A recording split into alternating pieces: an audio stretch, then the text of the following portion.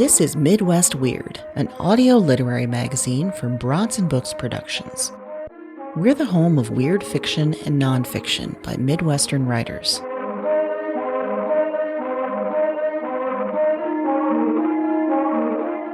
Today's episode, Dark Earth by Sarah Parris. Read by the Midwest Weird team.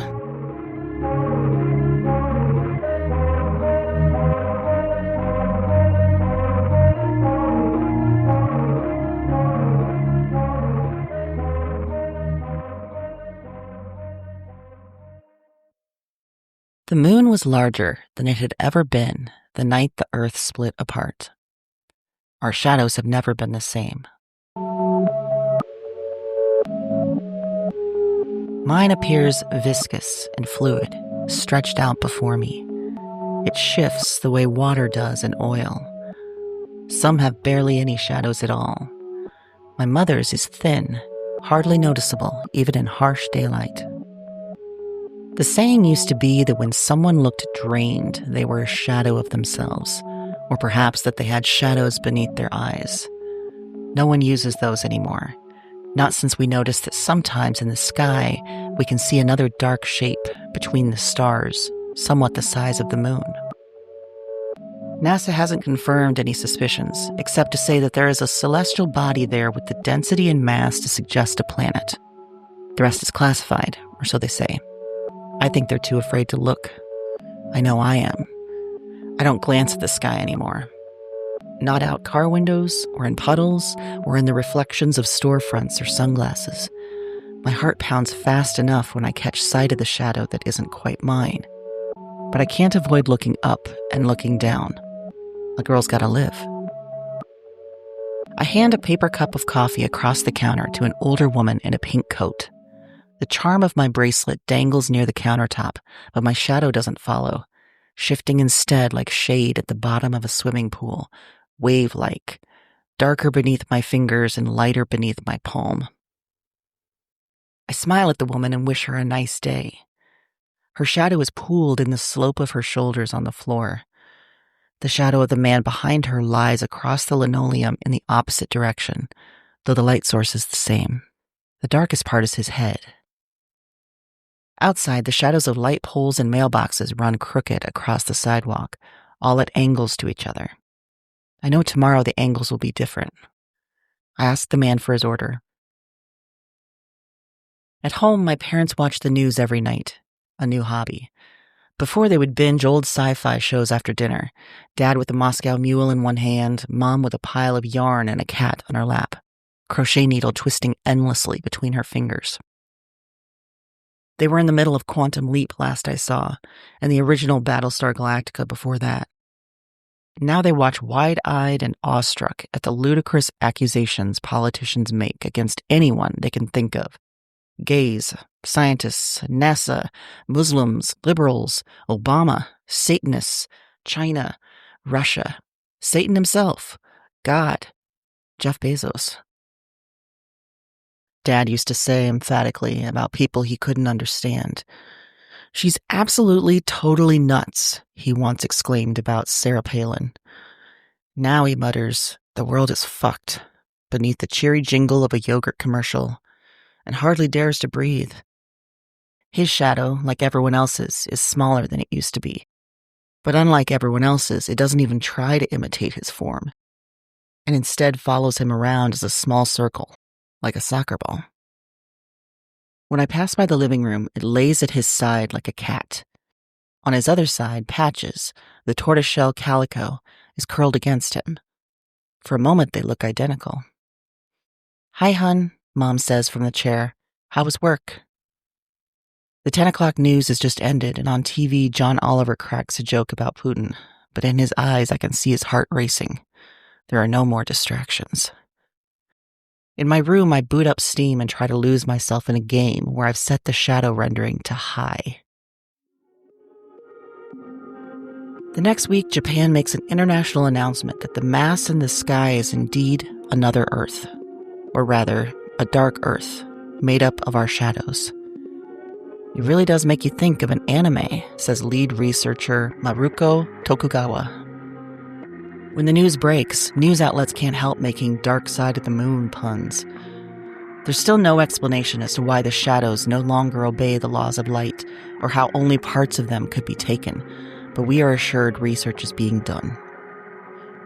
Rumors fly that they aren't our shadows at all, but creatures or aliens that exist in shadow form and have latched onto us.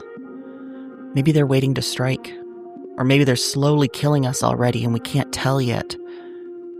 Riots are everywhere as people scream about the end of the world.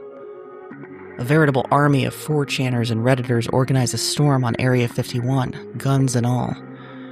Most of them are killed, and the rest arrested when the U.S. Army unexpectedly streams out of the compound to defend government territory. I'm pouring steamed milk into a cappuccino when I hear the news. I wish I could be phased. A sick, hard lump forms in my stomach like an olive pit, and I can't help agreeing with my dad. The world is fucked.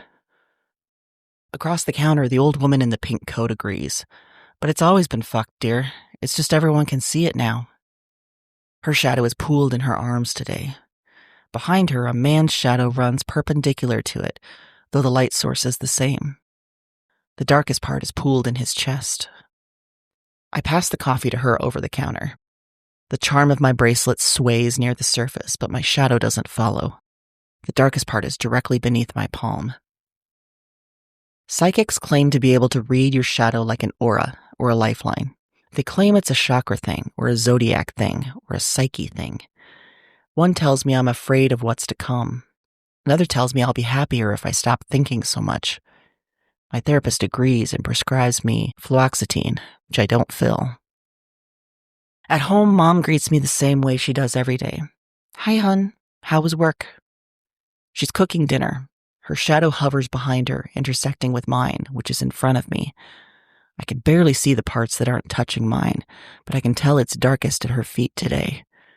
I wonder what the psychics would say about that. I tell her about Area 51, and she tells me that Brexit proceedings have been put on hold indefinitely, and something else about the UN. I'm not listening because I'm watching the shadows of the ceiling fan blades move in different directions from each other, creating a dizzying pattern across my and my mom's overlapping shadows. Somehow I feel closer to her, as if we're sharing a secret. 3 days later, a headline runs reading, Florida man arrested after stealing every light bulb from Lowe's, shooting out 17 streetlights, and crashing car into utility billing office. When the officers cuff him, he feverishly explains that without light there would be no shadows left to worry about. Drugs are found in his car. Go figure. A forest fire breaks out in Yellowstone, darkening the surrounding skies. It garners approximately 10 seconds of news coverage before the topic shifts to international discussions about the global state of emergency. More and more theories pop up about the dark earth, and the political hearings are endless. A team of world-renowned astrophysicists and mathematicians have formed a task force, and every telescope, satellite, and sensor on Earth is pointed at the shadow world in the sky. The readings stream in, but they are close to unintelligible. The greatest minds in the world are baffled. Gun violence and church attendance rates are at an all-time high. Mom begs me to quit my job, but I refuse to let hysteria dictate how I spend my time. Across town, someone blows up the DMV with firecrackers in a display of displeasure with the government. As I hand a coffee over the counter to the old woman in the pink coat, I can't help wondering why they didn't target City Hall 3 streets over. The charm of my bracelet scrapes against the countertop as it swings, but my shadow doesn't follow it. Today it is darkest beneath my elbow. Outside, the streetlights shine warmly in the cold rain, and the shadows of the drops on the windows are darker than they should be. A month later, North Korea fires a nuke at the dark Earth. No one can quite figure why, but apparently the hope is that the shadows will come back if the thing is exploded. NASA does not support this hypothesis, but remains carefully neutral over the whole thing. As we watch the news in the sky and wait for something to happen, I can't help but notice the moon is the biggest it's ever been. When the bomb detonates, there's no need for a news anchor in a red blazer to urge us to take cover. The earth shakes under our feet, and I hear Dad, crouched beneath the dining table, utter his favorite line while clutching a Moscow mule. Beside him, his shadow wriggles in the light, and when I look again, it's the size of a tennis ball.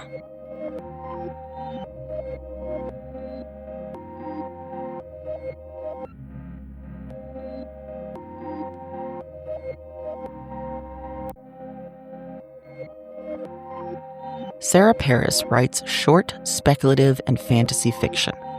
She's also an instructor of English and creative writing, which she believes is the best job ever. Sarah lives in Missouri with her wife and cats. In her free time, Sarah can often be found playing Dungeons and Dragons.